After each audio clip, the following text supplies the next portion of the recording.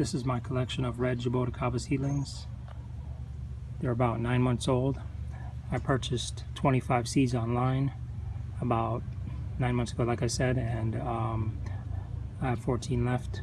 Some of them just didn't grow, and some of them died like shortly after planting, or some of them just never came up at all.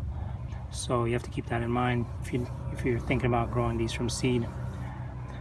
I know that some of you may see the prices online and thinking that it's cheaper and easier to grow from seed, but it takes a lot of patience to grow these. You have to be very selective as far as fertilizer and soil. From what I've learned, they prefer 70% peat, 30% perlite, and very light fertilizer. I noticed that when I use too much fertilizer, I would end up seeing burnt leaf tips like a few weeks later. And as I reduced the amount of fertilizer, I noticed that I wouldn't have that issue. So that's something to keep in mind.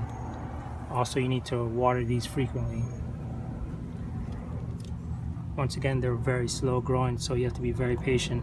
I think the tallest one here is probably about like 7 inches tall, and they're about 9 months old, so something to keep in mind.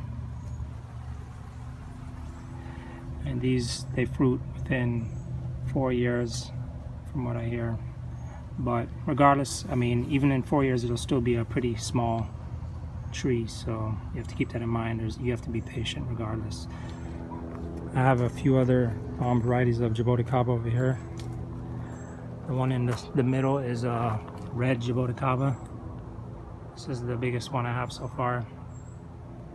And this one's probably about when I bought it, it was almost 2 years old, so it's probably about 3 years old now.